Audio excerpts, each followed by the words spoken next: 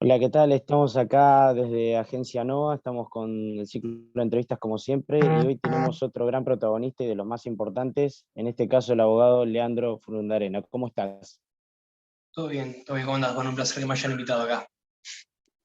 Y bueno, para comenzar de lleno ya con lo que es las distintas preguntas que vamos a ir haciendo es, bueno, primero que nada, hablar un poco, digamos, del tema de Mar del Plata, de cómo recibiste vos personalmente, en este caso, lo que fue el fallo del juez Alfredo López, quien falló en contra del aborto y fue y sigue siendo, digamos, noticia día tras día.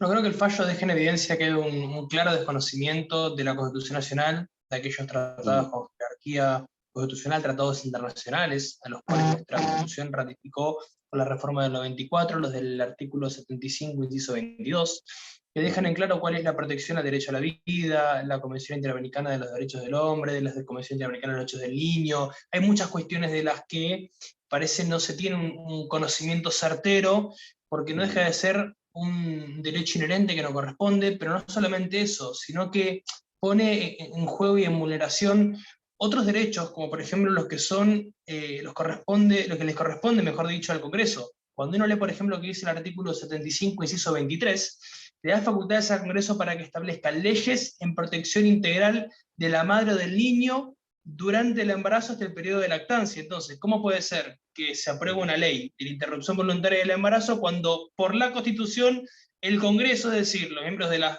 correspondientes cámaras tienen que establecer medidas para la protección justamente de este tipo de cuestiones? Entonces, eso claramente demuestra que la sanción de esta ley no termina siendo legal o no termina siendo válida, porque no olvidemos, a ver, legal puede ujú, ser, pero tal vez no termina siendo del todo válida o no se ajusta a lo que dice nuestra Constitución. No olvidemos ujú. que en nuestra historia han habido situaciones que fueron legales, pero no eran válidas. En su Exacto. momento, vos tenés personas que hoy en día te pueden defender esto y decís entonces estaría defendiendo lo que fue el decreto que los militares dijeron para cerrar el Congreso, porque era Ujú, legal, no ujú, era válido. Y si nos queremos remontar más anteriormente, estarías a favor de la esclavitud, porque anteriormente era legal, pero no era válido, o sea, no tenía un respaldo moral con argumentos y fundamentos sólidos. Era legal, pero no era ujú, válido. Y con esto pasa lo mismo. Entonces quieren pedirle el juicio político a un juez por fallar acorde a derecho, pero ujú. claramente como pone en juego otros intereses que son más políticos, que si se quiere jurisprudenciales o jurídicos, por eso se termina poniendo en juego y cuestionando la legalidad de su fallo. Entonces es algo que claramente deja mucho que pensar. Además, me gustaría preguntarte acerca justamente, fue el tema también de la semana, el caso en el que el juez también el mismo había fallado a favor de los jubilados con el tema del impuesto a las ganancias, en donde muchos hablaban de que no, está mal y demás, y se hablaba del tema de la soberanía de la justicia con respecto a la intervención de los salarios de los jubilados. Bueno, eso creo que ha dejado en evidencia, y eso el tiempo puede dar la razón, de que efectivamente el Estado no hace un uso acorde y proporcional a lo que es el manejo de la caja del ANSES, ¿no? Ujú, Porque uno puede ver, por ejemplo, lo que eran antes, puede tener sus fallas, pero, o lo que puede ser el PAMI, por ejemplo. Uno puede ver anteriormente lo que eran las AFJP, tenían sus fallas, sus deficiencias, pero demostraban que se ajustaban mucho más al número real y aproximado de lo que es la inflación que tiene. Pero ¿qué pasa? Como estas eran, si se quería, entidades privadas, estas fueron ujú, las que Vudú dijo en 2008, no, ya la verdad que no tienen que estar más las FJP, vamos a empezar a manejar la caja nosotros. Entonces, ujú, ¿qué es lo que sucede con eso? Que vos tenés personas a las que cobran una jubilación, pero tienen que decidir o pago el alquiler o cómo, porque ambas cosas no puedo hacer. O me pago ciertos medicamentos que la obra social no me cubre, entonces ujú. eso deja en evidencia claramente que es un porcentaje de la sociedad que ya el Estado deja de lado, porque no es un Estado productivo, porque no es digamos, un cúmulo de gente, un porcentaje productivo, ya cumplió su funcionalidad, entonces, listo, lo descartamos. Ese parece ser implícitamente el mensaje que transmiten. Entonces, cuando alguien, desde el lado de la justicia, quiere establecer alguna ley o alguna medida, o por medio de un fallo, lograr un ajuste que sea, si se quiere, más equitativo y proporcional, ya salen a decir que está regulando, fallando por encima de las facultades que le corresponden. Ujú. Justamente, digamos, el juez, digamos, ha sido digamos, quise poner un poco de ejemplo todos estos casos, porque claro, el juez ha sido perseguido por el kirchnerismo, digamos, y también por el gobierno, digamos, medida tras medida, y como sos un abogado que también aparece en las redes sociales, da mucha opinión y sos de relevancia provincial y nacional, me gustaría preguntarte si crees y considerás dentro del ámbito jurídico que hay una independencia por parte de la justicia, también atravesando lo que es el Ministerio Fiscal, que también quieren ponerlo, digamos, el Ministerio Público Fiscal, que lo quieren, digamos, hacer acorde al oficialismo, también con algunas medidas que van saliendo, digamos, del ámbito legislativo. Mira, creo que ya hace un tiempo que el Poder Judicial analiza cuál es la naturaleza política de los casos y no la naturaleza jurídica. ¿Qué quiere decir esto? Que vemos, depende cómo venga la cuestión política, cómo nos movemos. Fíjate lo que había pasado en 2019. Los juzgados de Comodoro Pi, todos en stand-by viendo si volvía a repetir Macri o si ganaba la fórmula Fernández Fernández, a ver cómo avanzamos con las causas. O sea, tienen jueces que están supeditados a ver qué es lo que sucede en materia política para ver cómo van a accionar en materia jurídica. No siempre es así, porque vos tenés tribunales de, por ejemplo, primera instancia o cámara que tienen otro tipo de accionar.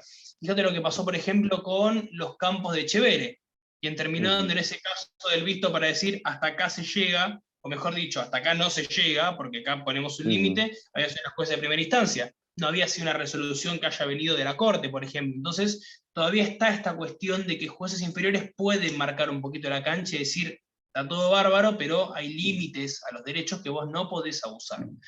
Es verdad lo que decís, hay un avance constante que quiere poner en evidencia lograr un cúmulo de jueces que puedan fallar acorde a los intereses personales que ellos tienen. Y fíjate incluso lo que es esta reforma judicial que quieren plantear, donde designan un consejo de notables, que de notables tenés a Arslanian, a Carlos Beraldi, que es el abogado de Cristina, el abogado de Cristóbal López. Entonces como que uno se pone a pensar, pero pará, a ver, acá hay algo raro, porque me están nombrando todas personas que fueron funcionales a los intereses de ellos en algún otro punto. A ver, quien está ahora como el ministro de Justicia, no es nada más y nada menos que, si no me equivoco, era Soria, me parece Soria, el apellido Soria Sí, o Coria. Soria. Soria, y terminó siendo quien representó a Cristina en lo que fue la causa de la atentado de la Embajada de la AMIA. Entonces vos decís, pero a ver, son muy obvios, muchachos, son muy obvios. No puede ser que todas las personas que ustedes eligen hayan sido alguna vez funcionarios o funcionales a los intereses que ustedes pregonan. ¿Por qué no eligen personas que hay gente muy capaz que puede llegar a dar una opinión distinta, objetiva sobre un tema? Pero no. Entonces, claramente que uno desde este lado tiene que replantearse. Evidentemente, quieren buscar que el derecho sea justo y equitativo, o que el derecho tenga un interés partidario, depende a quién ustedes van a nombrar. Creo que eso nos tiene que por lo menos dejar la duda. Y además, bueno, visualizando un poco también el tema de Mar del Plata y lo que ha sido acorde a la provincia con el tema de los vínculos, bueno, Montenegro, por ejemplo, hablaba en una entrevista con nosotros justamente de que estaba este enfrentamiento con la provincia en la cual él dice hay cosas en las cuales tiene jurisdicción provincia y yo no puedo meterme, pero puedo sí digamos, llevar el foco a lo que es la clandestinidad y no, por ejemplo, a los trabajadores, molestar a los trabajadores que necesitan, digamos, emplearse después de una mala temporada, etc. Y él decía que esto acá había mucho debate que el ámbito jurídico lo intentaban correr con eso está ilegal, eso es ilegal, porque vos tenés que cerrar los locales y irte a una fase 2. Digamos, ¿cuál sería la terminología correcta? ¿Hasta dónde puede estirarse el municipio para darse una carta de libertad y poder estar a favor de la apertura de los locales gastronómicos? Mira, eso la verdad es que hay un claro avance en materia provincial por sobre los municipios. Uno de los temas que estoy empezando a tratar y a trabajar de a poco es presentar un proyecto, obviamente eso sería a muy largo plazo, pero va a ser en líneas generales la tesis con la que yo pretendo entregar para mi posgrado en Derecho Constitucional, que es la posibilidad de, según el artículo 13 de la Constitución, crear nuevas provincias. La provincia de Buenos Aires tiene que desdoblarse, tiene que dividirse. Porque vos tenés que en 2015, el último censo, decían que eran casi 17 millones de habitantes. O sea, lo que figuraba por censo, después viene todo lo que por detrás figura, y estoy diciendo 2015, 2021, yo creo que ese número ha avanzado notablemente. Vos tenés gran porcentaje de la gente que no está representado. vos tenés que la mayoría de los impuestos son provinciales o nacionales, porque de lo que son municipales tenés tasas. Entonces, también uno como intendente, decís, ¿cómo puedo yo, para lograr generar un incentivo, si se quiere, al privado para que venga a invertir cuando no puedo eximirlo de ciertos impuestos porque necesito autorización de provincia? Uno de los tantos hay casos que te ata de pies y manos como para decir, esto no puedo disponer yo, no forma parte de las facultades delegadas que tienen los municipios. Pensá que tenemos constituciones provinciales, constituciones nacionales, constitución nacional, pero no hay constituciones municipales. Los municipios pasan a formar parte de lo que es la provincia. Entonces vos tenés un gobernador, que es el de la provincia de Buenos Aires, con un territorio tan grande y tan abarcativo que es evidente y necesario tener que hacer una división. Primero que nada porque podés establecer, si se quiere, más representatividad con los senadores. Si vos, por ejemplo, la dividís en 3, pasarías a tener, en vez de 3 senadores por la provincia de Buenos Aires, a tener 9. Ahora uno puede decir, me está diciendo que vas a aumentar el gasto público, porque si vos me querés crear Exacto, más claro. provincias, pensé que uno como liberal tenga esta idea de aumentar el gasto público. Ahora, yo lo que digo es hacer una redistribución equitativa para de esa forma lograr de qué manera se pueden distribuir los fondos para que se utilice el mismo o menor gasto, pero vos puedas llegar a distribuir y fraccionar la provincia. Sería una alternativa buena para que uno pueda disponer de ciertos territorios que necesita actualmente autorización de provincia para poder llevarlos a cabo. Había pasado un caso acá en Mar del Plata, que el REBA, que es el registro de bebidas alcohólicas, había puesto una multa a un bar porque vendían cerveza de 500 milímetros y no 350. Entonces fueron todos a tirarle la bronca al intendente y él dijo, esperen un poco muchachos, esto no depende de mí, esto depende de REBA. Exacto, exacto. Esto no es una cuestión que me corresponda a mí, pero la gente, como vio que pasaba en Mar del Plata, fueron obviamente a querer manchar la figura del intendente. Yo creo que bastante bien has manejado las cosas y las viene manejando Guillermo Montenegro, siendo que, como bien dijiste, cuenta con muchas trabas de provincia y no es mucho lo que puede ceder y lo que puede negociar. Pero a pesar de todo, yo creo que está haciendo un trabajo loable en querer marcar la cancha y avanzando sobre las facultades que él como intendente tiene. Ahora también justamente, yo iba a ir para un lado, pero justo ahí me gustaría detenerme en uno de los puntos que marcabas, que era el tema de, claro, el derecho constitucional. Justamente recuerdo hablar con Daniel Sarsay, quien decía, la justicia está atada de pies y manos. Y yo le preguntaba, ¿cómo se puede salir de esto? Y él decía, no queda otra que la sociedad, porque también la política también es muy complicada. ¿Cómo lo tomarías, por ejemplo, vos en tu modo particular de ver todo esto?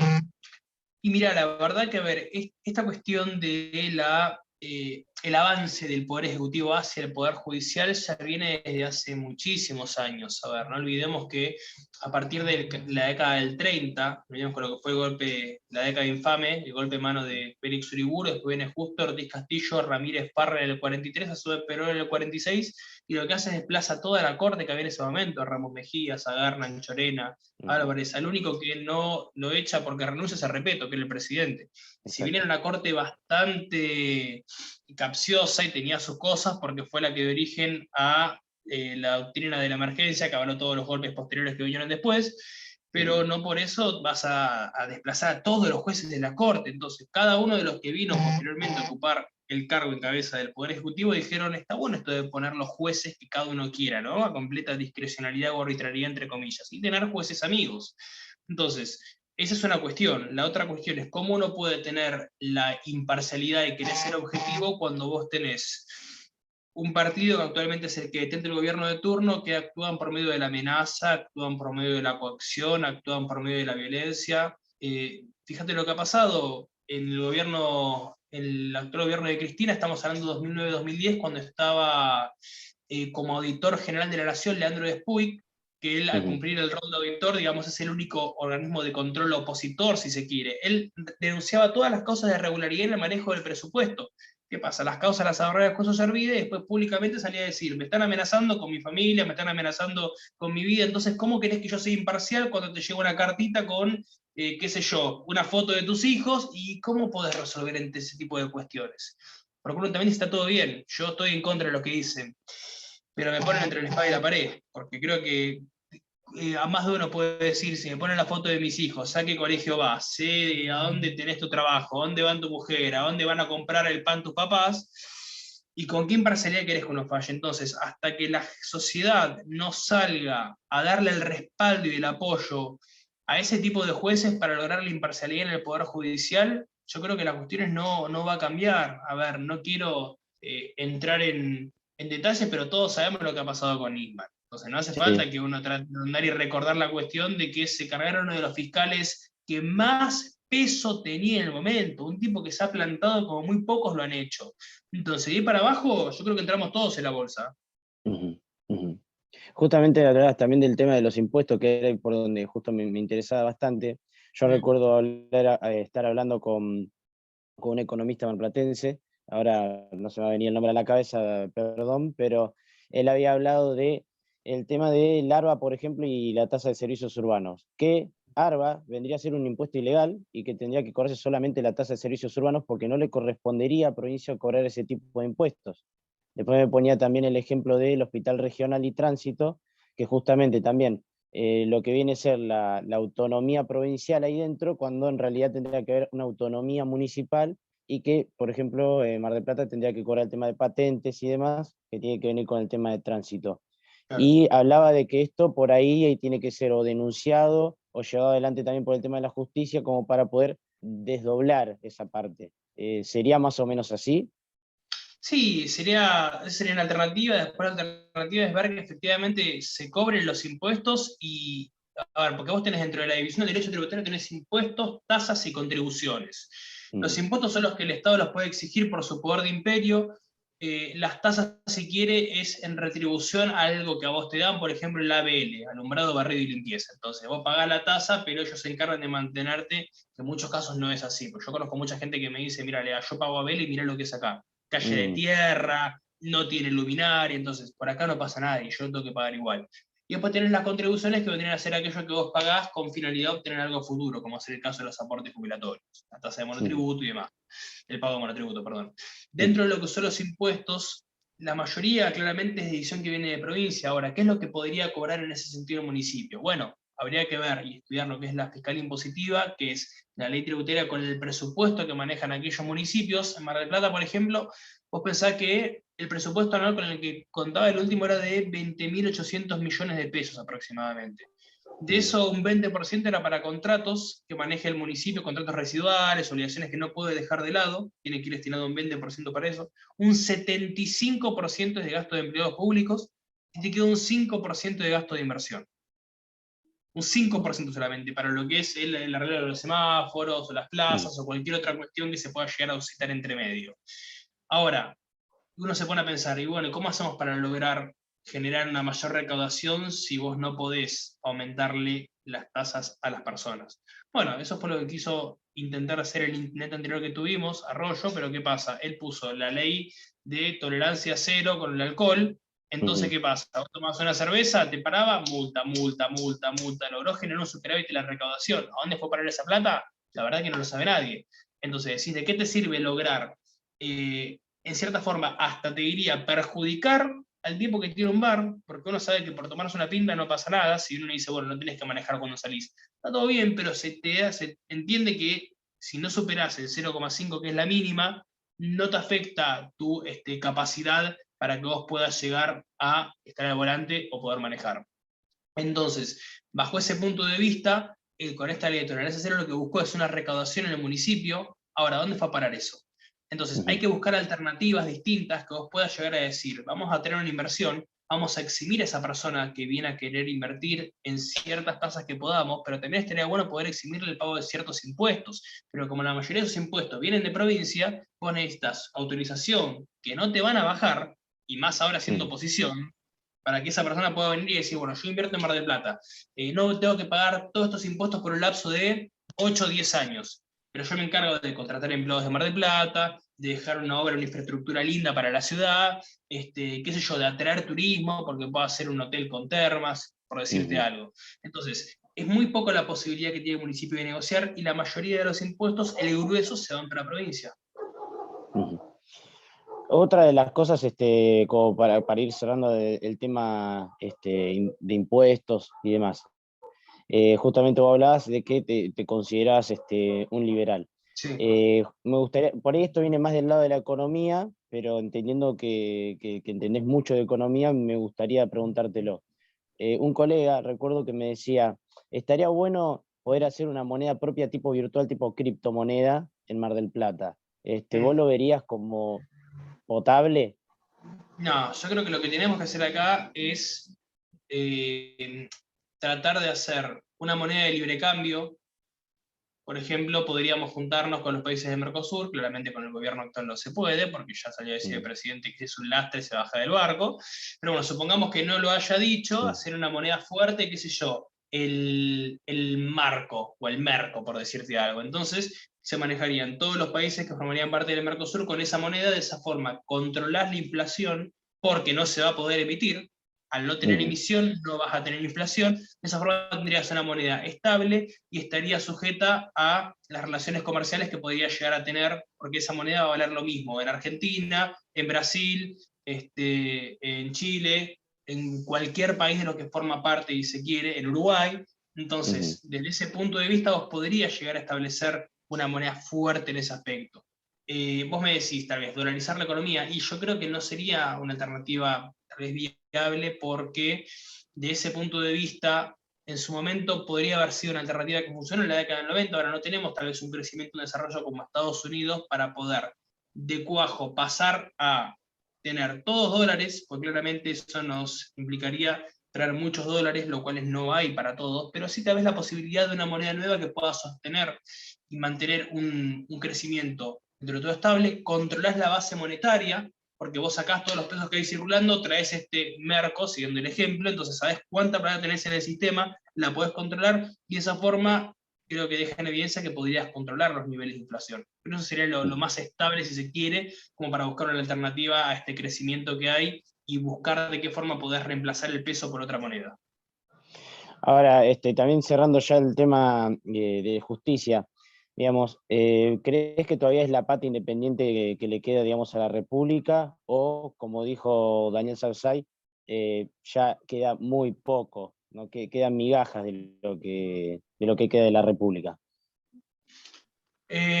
Mira, tal vez Daniel lo dice, bueno, yo le tengo un aprecio muy grande porque no solamente es mi profesor en el posgrado en Derecho Constitucional, sino que aparte hemos eh, generado una relación de amistad.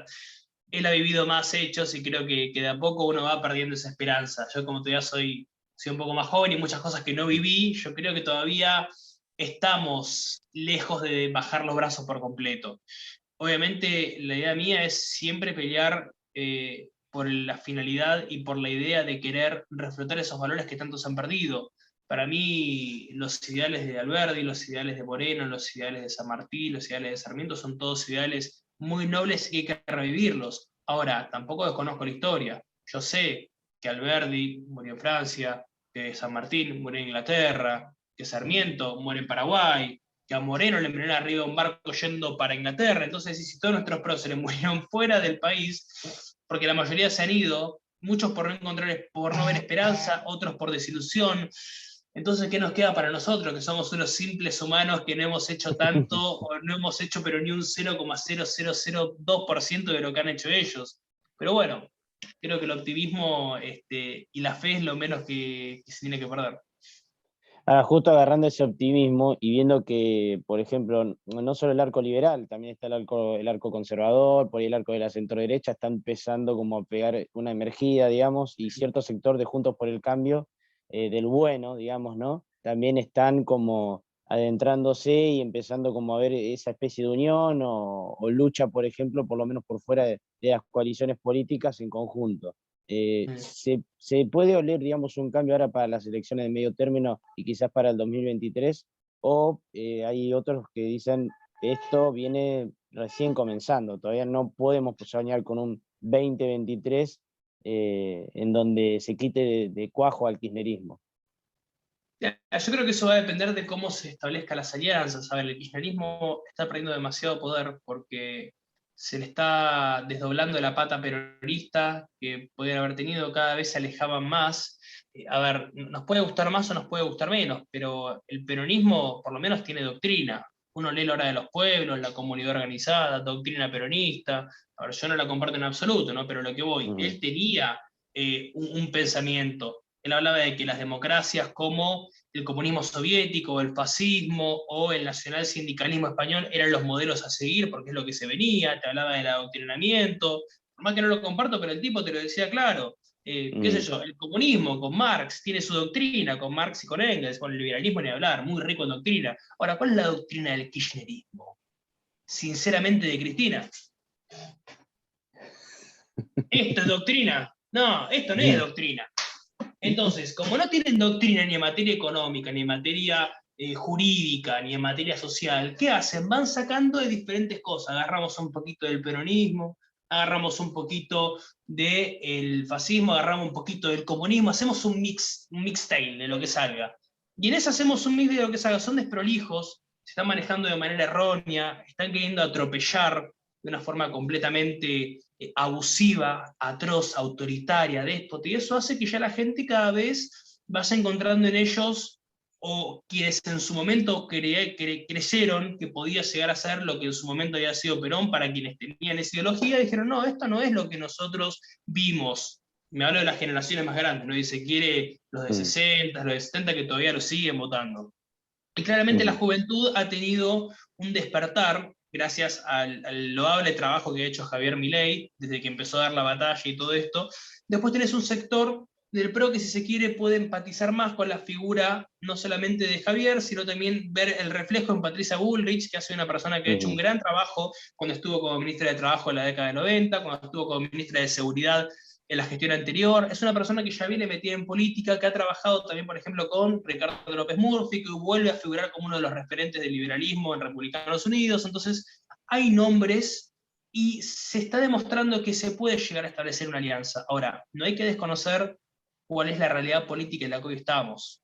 Por ejemplo, ¿qué fue lo que pasó en la Segunda Guerra Mundial? Y se juntó el capitalismo de Estados Unidos con el comunismo de Rusia para ir juntamente contra el autoritarismo y el gobierno completamente tirano del nacionalsocialismo de Alemania. Entonces, ¿se puede llegar a establecer una alianza cuando hay un enemigo mayor? Sí. Ahora, tenemos que entender estas cuestiones y no querer morirnos con nuestras ideas, porque hoy en día no estamos para querer tirar solamente por el blanco. Si nosotros decimos blanco, el liberalismo si se quiere, y el PRO o un sector más socialdemócrata o de centro izquierda te dice negro, bueno, busquemos el gris y vamos contra ese que está ahí enfrente. Hay que lograr meter esa idea en la cabeza de que hoy en día tenemos que fusionarnos, no podemos competir entre nosotros, porque a ellos les sirve desdoblar, les sirve polarizar, les sirve que nosotros nos peleemos porque vos tenés un sector, un 30, un 35% que no te va a cambiar su voto. Entonces tenemos que ir contra eso. Ahora, ¿crees que es mejor ir por afuera de Juntos por el Cambio o por adentro de Juntos por el Cambio? Digamos, en ese debate que justamente del que hablabas. Mira, yo creo que uno tiene que hacer lo posible como para tratar, me refiero a quienes están como referentes actualmente de distintos partidos, tienen que lograr tratar de crear en lo posible una estructura. Y decir, bueno, tengo esta estructura, ¿cómo podemos negociar para hacer una fusión? ¿Por qué? Porque vos también tenés que reconocer que la situación actual en la que estamos parados no nos da el tiempo para poder armar los fiscales, el aparato electoral, la militancia, son muchas cosas. Entonces, lamentablemente, el liberalismo no llegaría a completar fiscales. No llega.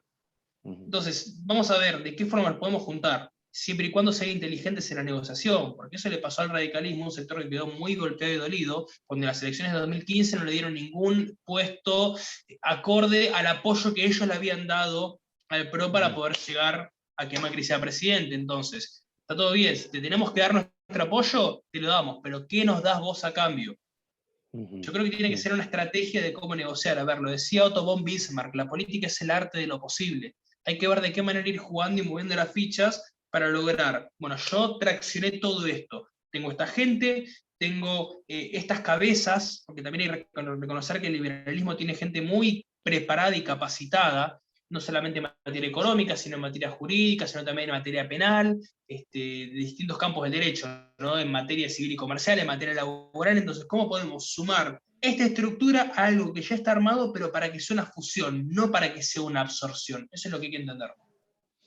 Y bueno, digamos que ya diste como un mensaje más o menos por arriba de lo que puede llegar a suceder, pero me gustaría hacerte pregunta antiperiodística, digamos, por decirlo de alguna manera. ¿Cómo hiciste A para ver. poder leer sinceramente?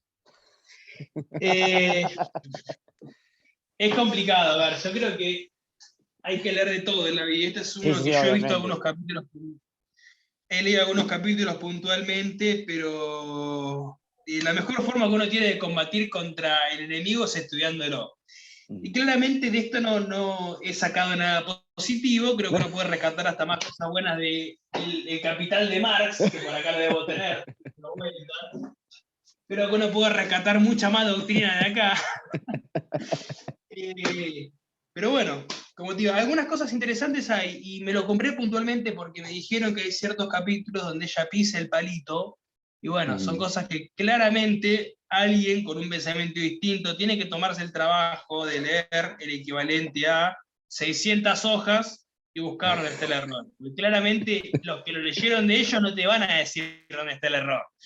Así que bueno, ¿Te, ya te leí publicaciones al reconocieron cuando respecto. lo fuiste a comprar? ¿Te reconocieron justo cuando lo fuiste a comprar? No, pasa que vos decís, tenés este libro que estaba, no me acuerdo, estaba en 1.400, 1.500 pesos, y tenés al lado, o tenías por ahí cerca, por acá tengo uno que es bastante viejo, Mm. acá, no, este no. Sistema Económico y Rentístico, uno de Alberdi, Juan Bautista Ujú. Alberdi, las bases no eran, y acá está. Derecho Público Provincial y Municipal, uno de Alberdi, viejísimo, estaba 500 pesos. Y vos Qué decís, un libro de lindo. Alberti te lo ponen 500 pesos, bueno, pero eso es claramente, del punto de vista liberal, se puede decir, el valor es subjetivo, porque son los gustos y preferencias de los consumidores los que le dan valor. La gente La prefiere a oferta y la Cristina que a demanda. Alberti. Y así estamos.